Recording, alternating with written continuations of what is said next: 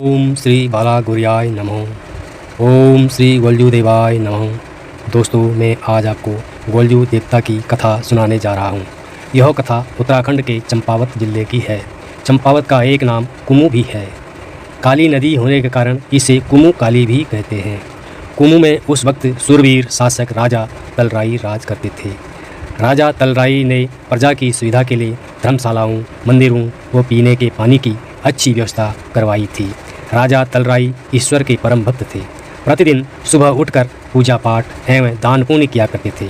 ईश्वर की कृपा से उनका एक पुत्र था जिसका नाम हलराई था। राजकुमार हलराई ने बड़े होने पर शासन का कार्यभार संभाला और अनेक धर्म कार्य किए। राजा हलराई का विवाह हुआ और रानी ने एक पुत्र को जन्म दिया जिसका नाम राजकुमार झलराई रखा। राजकुमार झलराई की आयु विद्या अर्जित करने की हुई तो उन्होंने विद्या के साथ साथ साहित्य, खेल कूद के साथ राजकाज व युद्ध की शिक्षा भी ग्रहण की। शिक्षा दीक्षा पूर्ण होने के बाद उन्होंने शासन की बागडोर संभाली और अपने पूर्वजों की तरह कुशल राजा सिद्ध हुए। राजा झलराई विवाह योग्य हो गए तो उनके लिए सुयोग्य कन्या खोजी जाने लगी और उनका विवाह धूमधाम से संपन्न हुआ। उनके राज्य में प्रजा सब प्रकार से सुखी थी। किसी को किसी प्रकार का कष्ट न था और राजा भी सुखी थे। परंतु किसके जीवन में क्या व्यतीत हो जाए कोई नहीं जानता। कई वर्ष बीत जाने के बाद भी रानी की कोई संतान नहीं हुई। राजा झलराई अब चिंतित रहने लगे। राजा यह सोचकर दुखी रहते कि अब वंश कैसे आगे बढ़ेगा। एक दिन राजा राज दरबार में बैठे थे, तभी राजपुरोहित बोले, हे राजन, आपकी समस्या का हमने एक उपाय सोचा है। राजा बोले, कैसा उपाय? राजपुरोहित बोले, हमने यह सोचा है कि आपको दूसरा विवाह कर लेना चाहिए। राजा दूसरा विवाह करने को तैयार हो गए। इस प्रकार दूसरा विवाह संपन्न हुआ। कई वर्ष बाद भी दूसरी रानी से भी कोई संतान प्राप्त नहीं हुई। राजा झलराई की समस्या ज्यों की त्यों बनी रही। राजा झलराई ने राजपुरोहित के परामर्श से एक के बाद एक 7 विवाह कर लिए। 7 रानियां एक से बढ़कर एक सुंदर थी, परंतु कोई भी रानी राजा को संतान न दे सकी। राजा झलराई की उम्र भी अधिक हो गई थी। चिंता के कारण वे बूढ़े से लगने लगे थे। सुख रहना वह भूल ही गए थे। उनकी एक इच्छा थी कि उनका भी एक पुत्र हो, उनकी गोद में बैठे, अपनी किलकारियों से महल को गुंजित कर दे, अपनी बातों से सबका मोह मन ले। परंतु राजा को अपने सभी सपने बिखरते नजर आ रहे थे। राजा ने पुत्र प्राप्ति की कामना से सभी मंदिर पूजे, अनेक यज्ञ किए, जिसने जो उपाय बताए सभी किए, परंतु उनकी समस्या का कोई समाधान नहीं हुआ। एक दिन राजा राजमहल में बैठे थे तभी राजा के महल में काशी के एक विद्वान साधु पधारे जो स्वयं सफेद भैरव थे। राजा झलराई ने साधु का स्वागत किया। राजा को दुखी देखकर साधु ने कहा, हे राजन, आप चिंतामग्न क्यों हैं? राजा ने दोनों हाथ जोड़कर प्रणाम किया और उत्तर दिया, महाराज जी, आप तो सब कुछ जानते हो, मैं क्या कहूँ। यह कहते ही राजा के आंखों से आंसू बहने लगे और अपनी आत्मकथा सुनाने लगे। साधु ने कहा, हे राजन, यदि तुम मेरे कहने पर चलो तो तुम्हारे सभी दुख दूर हो जाएंगे और तुम्हें अत्यंत तेजस्वी पुत्र की प्राप्ति होगी जो युगों युगों तक पूजनीय होगा। राजा ने साधु से कहा, हे महाराज, आप उपाय बताएं, मैं अवश्य ही आपके कहने पर चलूँगा। साधु बोले, हे राजन, आपको 8वां विवाह करना होगा जिससे तुम्हारी सभी बाधाएं दूर होंगी और तुम्हें सूर्य के समान तेजस्वी पुत्र की प्राप्ति होगी। उसके बाद साधु चले गए। एक दिन राजा शिकार खेलते खेलते जंगल गए। सुबह से शाम हो गई पर शिकार न कर सके। राजा और राजा के सैनिक बहुत थक गए थे अथवा विश्राम करने लगे। अचानक उन्होंने देखा कि 2 जंगली भैंसे आपस में लड़ रहे थे। राजा झलराई और उसके सैनिकों ने भैंसों को छुड़ाने की कोशिश की मगर असफल रहे और वहीं बैठ गए और कहने लगे, जब तक लड़ते लड़ते दोनों भैंसों में से एक की मृत्यु न हो जाए दोनों लड़ते रहेंगे। अतः राजा को प्यास लगने लगी। राजा ने सेनापति से कहा, पानी की व्यवस्था करें। सेनापति सैनिकों के साथ जंगल में जल की तलाश में निकल गए। कुछ देर पश्चात सेनापति को दूर पहाड़ियों में जल का तालाब दिखाई दिया। सेनापति सैनिकों के साथ तालाब की ओर चले और नजदीक पहुँचे। उन्होंने देखा कि एक अत्यंत रूपवती कन्या वहाँ पानी भर रही है। तभी सेनापति ने कहा, हे देवी, आप इस वन में अकेली क्या कर रही हो? उस कन्या ने कहा, मैं जल लेने आई हूँ, परंतु आप किस प्रयोजन से आए हो और कहाँ से आए हो? सेनापति ने कहा, हम घूमागढ़ नरेश राजा झलराई के सेनापति हैं। शिकार खेलते खेलते इतनी दूर निकल आए हैं। इस प्रकार जंगल में घटित घटना सेनापति ने कन्या को बताई। कन्या ने कहा, तुम सेनापति होकर भी 2 भैंसों को नहीं छुड़ा पाए, कैसे योद्धा हो तुम? सेनापति ने कहा, हे देवी, पहले यह कार्य सरल प्रतीक हो रहा था, परंतु जब राजा जी ने वो हमने प्रयास किए तो असफल रहे। हे देवी, आप हमारे साथ उस स्थान पर चलिए वहाँ जहाँ जंगली भैंसें आपस में लड़ रहे हैं, और आपको पता चल जाएगा कि उनको छुड़ाना कितना कठिन है।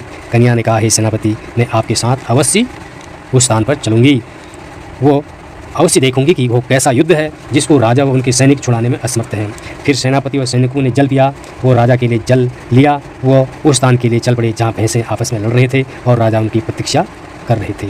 कन्या ने राजा को प्रणाम किया। सेनापति ने राजा से कहा, हे राजन, ये कन्या कह रही है कि आप लोग कैसे योद्धा हो जो लड़ते हुए भैंसों को नहीं छुड़ा पा रहे हो। राजा बोले, देवी, कहना आसान है और करके दिखाना जरा मुश्किल। उसके बाद देवी कलिंगा ने स्वयं उन दो भैंसों को अलग कर उनकी लड़ाई समाप्त कर दी। रानी कलिंगा का बहादुरी व सुंदरता देखकर राजा काफ़ी प्रभावित हुए, अतः वे कलिंगा से शीघ्र विवाह करना चाहते थे। इसके लिए वे अपना प्रस्ताव लेकर पंचनाम देवताओं के पास पहुँचे, जो माता कलिंगा के भाई हैं।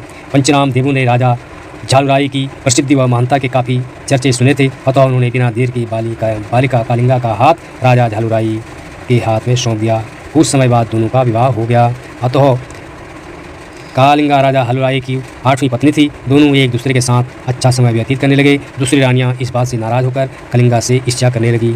समय बीतता गया और वो शुभ घड़ी आ गई जिसका उनको इंतजार था। रानी कलिंगा अब गर्भवती हो गई। वह बात जब राजा जानकर राजा खुश हुए। रानी के गर्भवती होने की बात जब 7 रानियों को पता चली तो वो ईर्ष्या से भर उठी और सोचने लगी कि अगर रानी कलिंगा ने संतान को जन्म दे दिया तो राजा उससे अधिक प्यार करने लगेगा और हमारी उपेक्षा होगी। और 7 रानियों ने योजना बनाई कि गर्भ में पल रहे बच्चे का अंत कर देंगी। योजना अनुसार 7 रानी राजा के पास पहुंच गई और बोली, बड़ी मन्नतों व मुश्किलों के बाद हमें संतान सुख प्राप्त हुआ है। हम नहीं चाहते कि बाहर से कोई भाई आकर हमारे बच्चे को जने और उससे कोई भूल चूक हो जाए तो इसलिए हम 7 बहनें मिलकर रानी कलिंगा का ध्यान रखेंगे, बच्चे को जनने में रानी की मदद करेंगे। राजा बच्चे के जन्म से प्रसन्न थे। वो बिना सोचे समझे हामी भर दी। 7 रानियाँ कलिंगा के कक्ष में पहुंची। वो अंदर से दरवाज़ा बंद कर दिया। वो बोली, बहन, तुम्हारा प्रसव का समय नज़दीक आ गया है, क्योंकि तुम पहली बार माँ बनने जा रही हो। कहीं प्रसूति में मूर्छित न हो जाओ। हम तुम्हारी आंखों में पट्टी बांध देते हैं। इतना कहकर रानी की आंखों में पट्टी बांध दी। बच्चे को कोख में मारने की असफल सफलता के प्रयास के बाद भी बालक गुलजू ने जन्म ले लिया। पहले से तैयार रानियों ने बच्चे को गौशाला में फेंक दिया ताकि जानवरों के पैरों से कुचलकर बच्चे की मृत्यु हो जाए, और खून से लथपथ सिलबट्टा रानी कलिंगा की गोद में रख दिया और कहा कि तुमने बच्चे को नहीं, सिलबट्टे को जन्म दिया है। गौशाला में बच्चा जानवरों के बीच काफ़ी समय तक रहा और बच्चे को खरोंच तक नहीं आई। एक गाय उसे अपना दूध पिला रही थी। यह देख 7 रानियों ने बच्चे को बिच्छू घास में डाल दिया। वहाँ भी बच्चे का कोई नुकसान नहीं पहुँचा। हर स्तर पर असफल होने पर रानियों ने लोहार से एक बक्सा लोहे का बनवाया जिसमें हवा तक लगती हो, और बंदूक में बच्चे को डालकर उस पर 7 ताले लगा दिए और बक्सा काली नदी में बहा दिया। सिंदूक 7 दिन 7 रात नदी में बहता रहा और सिंदूक में लेटा बच्चा बिना हवा, बिना पानी, बिना प्रकाश के भूखा पड़ा रहा। सिंदूक बहता हुआ गोरी घाट तक पहुंच गया। गोरी घाट पर एक मछुआरा मछली पकड़ रहा था। तभी उसे लगा कि जाल में कोई बड़ी मछली फंस गई है, और उसने फटाफट जाल खींचना शुरू कर दिया और देखा कि वो तो सिंदूक है। बिना देर के मछुआरे ने सिंदूक खोला। उसने सुंदर बालक को लेटा पाया। मछुआरा अपने साथ घटित उस घटना से दंग था। उसने फौरन अपनी पत्नी को बुलाया। उसकी पत्नी भी बालक को देखकर दंग थी। मछुआरा निसंतान था और बच्चे को देखकर उसे पालने की इच्छा हुई। वो भगवान का प्रसाद समझकर बालक को अपने घर ले आए। मछुआरे की पत्नी ने जैसे ही बच्चे को अपने सीने से लगाया तो उसकी स्तनों से दूध बहने लगा। पति पत्नी यह चमत्कार देखकर हैरान थे और इसे भगवान की कृपा मान रहे थे। और कुछ ही समय बाद बच्चे का नामकरण हुआ और बच्चे का गोरिया घाट स्थान पर मिलने के कारण बच्चे का नाम गोरिया या गुलू रखा। उधर माँ के बच्चे कैसे भी हों, उनके प्रति माँ का प्रेम लगने लगता है। जैसे एक माँ अपने बच्चे का लालन पालन करती है, वैसे ही रानी कलिंगा भी करने लगी और उन पाषाणों का नामकरण संस्कार भी किया गया। सिल रूपी पुत्र का नाम हरुआ तथा बट्टे रूपी पुत्र का नाम कलुआ रखा। उधर गौरिया शुक्ल पक्ष के चंद्रमा की तरह धीरे धीरे बड़े होने लगे। गौरिया को अपने माता पिता वो गांव वाले बड़ा प्रेम करते थे। गौरिया का बाल लीलाएं सबका मन मोह लेती थी। अब बालक गौरिया 7 वर्ष के हो गए थे। एक दिन बच्चे ने स्वप्न में देखा उनकी माता कलिंगा कितनी दुखी है और वो गुमागढ़ कहाँ है और उसे ढूंढने के लिए घोड़ा होना चाहिए। बालक गोलू राजा का बेटा था, इसीलिए घोड़े की इच्छा स्वाभाविक थी। बालक गौरिया की इच्छा थी कि उसके पास सफ़ेद घोड़ा हो जिस पर सवारी करके हुए उस जगह जा सकें जो उन्होंने स्वप्न में देखा था। एक दिन गौरिया ने अपनी इच्छा अपने माता पिता के सामने प्रकट की, परंतु बहाना गुलजू की सारी इच्छाएं पूरी करना चाहता था, मगर उसके पास इतना धन नहीं था कि वो उसकी इच्छा पूरी कर सके। बालक यह अपने पिता से पूछता, पिताजी मेरा घोड़ा कहाँ है? तो भाना निरुत्तर हो जाता। एक दिन भाना और उसकी पत्नी ने सोचा कि बच्चे को घोड़ा तो नहीं दिला सकते, मगर एक लकड़ी का घोड़ा अवश्य दे सकते हैं। जैसे सभी बच्चे खिलौनों से खेलते हैं, हमारा बच्चा लकड़ी का घोड़ा देखकर अति प्रसन्न हो जाएगा। अतः भाना मछुआरे ने लकड़ी का घोड़ा बनवाया और उससे घर ले आया। बालक गुड़िया लकड़ी का घोड़ा पाकर अति प्रसन्न हो गए और उन्होंने उसमें सवार हो गए और बोले, चल मेरे घोड़े। टिक टिक। तो घोड़ा चलने लगा, हाँकने पर सर पर दौड़ने लगा। सभी लोग वह देखकर चकित हो गए। गोरिया अपने घोड़े पर सवार होकर दूर दूर तक सैर करते और एक दिन अपने तिर काट के घोड़े पर सैर करते करते गोरिया धुमागढ़ चंपावत पहुंच गए। गोरिया अपने घोड़े से दूर निकल गए थे। उन्हें प्यास लगी थी और पानी की खोज करने लगे। तभी उन्हें पानी का एक तालाब दिखाई दिया। संयोगवश वहाँ राजा की 7 रानियाँ थीं जो आपस में बातें कर रही थी कि राजा की रानी की सारी खुशी क्षण भर में जैसे कैसे दुख में बदल दी। यह कहकर हंसने लगी। बालक गोरिया ने जो स्वप्न देखा था वो सत्य हो रहा था। बालक गोरिया अपने घोड़े को तालाब के पास ले गए और बोले, हे मेरे घोड़े, तुम्हें प्यास लगी है, अब तुम खूब पानी पियो और अपनी प्यास को शांत करो। यह देखकर सभी रानियाँ हंसने लगी और बालक से बोली, अरे मूर्ख बालक, ये लकड़ी का घोड़ा भी कहीं पानी पीता है? तुम ये मूर्खतापूर्ण कार्य क्यों कर रहे हो? बालक मुस्कुराते हुए कहने लगा, क्यों नहीं पी सकता लकड़ी का घोड़ा पानी? जिस प्रकार एक स्त्री सिलवट्टे को जन्म दे सकती है, तो वैसे ही लकड़ी का घोड़ा भी पानी पी सकता है। ये सत्य सुनते ही 7 रानियों के पैरों के तले की जमीन खिसक गई। रानियों को लगा कि इस बालक को कैसे पता चला, कहीं राजा को भी पता न चल जाए। इस डर से उन्होंने मटके उठाए और महल की ओर चल दी। बालक गोरिया ने गुलेल से सभी के मटके तोड़ दिए। 7 रानियों को बहुत गुस्सा आया और बालक को दंड दिलाने के लिए राजा से शिकायत करने लगी। बालक गोरिया को राजा के समक्ष लाया गया और सूर्य के समान तेजस्वी बालक को देखकर राजा सोचने लगा, ऐसा बालक कैसे अपराध कर सकता है?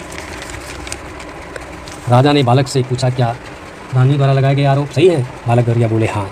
मटके फोड़ने वाले आरोप सत्य हैं, अन्य आरोप असत्य हैं। राजा ने कहा, बालक तुमने मटके क्यों फोड़े? बालक ने कहा, राजन मैं आपको सत्य के दर्शन कराना चाहता था। बालक गोरिया अब राजा को सारा वृत्तांत सुनाने लगा, कैसे उसका जन्म हुआ और रानियों ने उसे मारने के लिए कैसे कैसे षड्यंत्र रचे। इतना सब सुनने के बाद बालक गोरिया बोले, राजन मैं आपका पुत्र हूँ और रानी कालिंगा मेरी माता है। यह सुन 7 रानियाँ थर थर काँपने लगी। राजा ने कहा, हे बालक, तुम्हारी बातों में कोई सच्चाई नहीं, सत्यता नहीं। हम कैसे माने कि तुम हमारे पुत्र हो? तुम केवल राजगद्दी प्राप्त करने के लिए ही यहाँ आए हो। बालक गोरिया ने कहा, राजन मैं आपके सामने अभी प्रमाण प्रस्तुत करता हूँ कि मैं कालिंगा का पुत्र हूँ। हे राजन, माता कालिंगा को दरबार में बुलाइए। राजा कालिंगा को दरबार में बुलाया गया।